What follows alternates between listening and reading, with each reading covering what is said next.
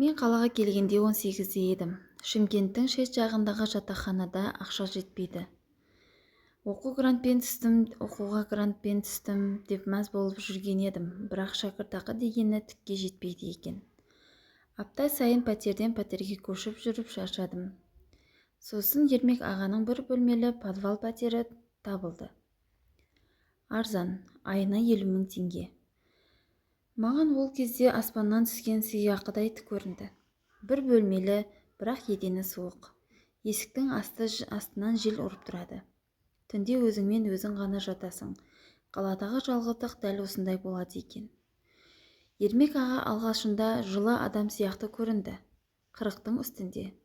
Көзі күлгенмен жанары суық. Қызымдайсың ғой дейтін. Керек болса хабарлас, көмектесемін дейтін. Алғаш 2 ай бәрі жақсы еді.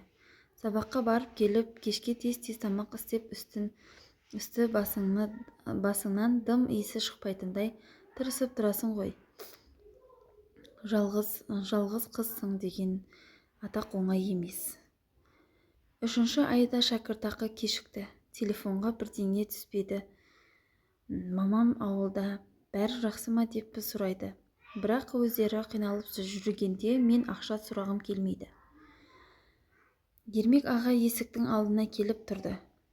Әсел-ау, ақшаны не істейміз? Жылағым келді. Аға, тағы 2 апта күтіңізші, жұмысқа кіріп көрейін. Ол менің бетіме ұзақ қарады, біртүрлі жымиып. Жұмыс іздеймін деп қайда барасың? Ақшаның басқа жолы да бар ғой. Жүрегім зу ете түсті. Қандай жол? Ол қолын иығыма қойды. Сен сұлу қызсың ғой. Мен еркекпін. Екеуміз келіссек ешкімге зияны жоқ. Сол сәтте менің ішімнен әлде бір үміт, әлде бір сенім құлап түсті. Мен қаштым, құрбыма бардым. Үйіңе кіргізші, сәл ғана тұрайын дедім. Құрбымның 2 бауыры бар екен, әкем ұрсады деді. Ауылға қайтайын десем масқара.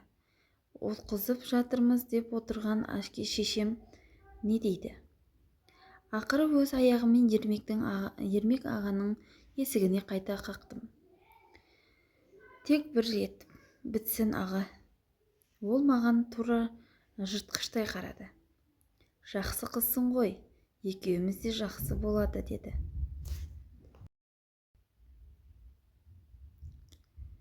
Түнгі суық пәтер жаңа төсек жайып берді. Қызымдайсың деген Ермектің еңкейіп мойнына ерін тигізгенде денем дір ете түсті. Көзімді тарс жұмып алдым. Іштей бітсінші дей бердім. Басында біраз ауырсындым. Тек төсек сықыр еткен сайын өз-өзімді жиіркендім. Ал ол маған тәтті сөздер айта берді. Сен сондай тәп-тәтті қызсың, сен менікісің. Сол түннен кейін ол маған аздап ақша ұстатты. Ақшаның орнына деді. Бірақ мен өз-өзімді ақшаға саттым деп ойлағым келмеді. Ермек аға үйге жиі келетін болды. Сол пәтерде мен өзімді жалғыз сезінбедім. Бір түрлі жылылық іздегендей болдым. Сөйтіп жүріп оған сеніп қалдым.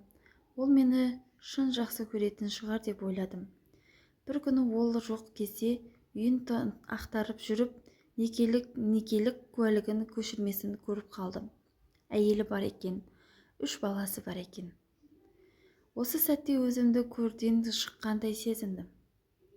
Мен оның қолындағы ойыншығы,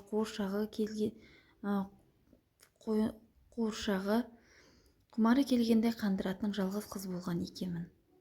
Мен кіммін өзі? Мен не істедім деп шыңқырдым. 1 ай өтті, 2 ай өтті. Әйел адам бірдеңені сезеді ғой, ішімде бір дүние бар екенін түсіндім. Дәрігер, құттықтаймыз, 2 айлық деді. Басым айналып кетті. Бұл баланы кімге жеткіземін? Ермекке бардым.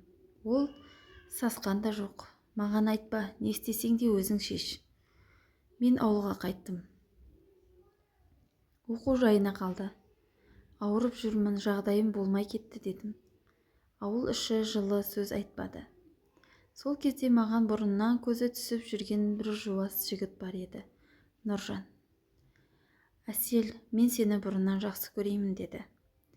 Аяғым ауыр екенін білген соң Нұржанға тидім.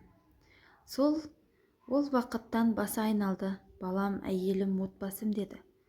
Тек мен ғана төсекте оған тәнімді берсем де жүрегім бос еді. Өйткені мен оны сүймедім.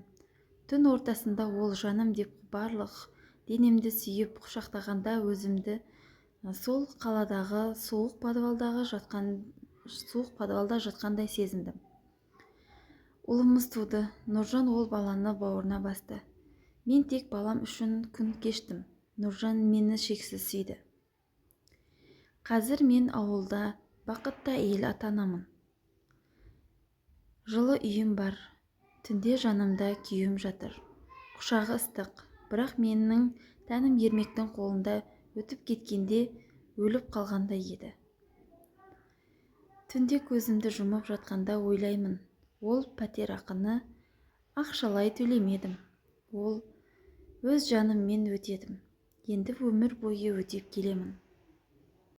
Құрметті оқырмандар, дәл осындай өмірден алынған шынайы әңгімелерді тыңдағыңыз келсе, арнама жазылып, комментарий қосып пікірлеріңізді білдіріп кетіңіздер. Келесі кездескенше аман болыңыз.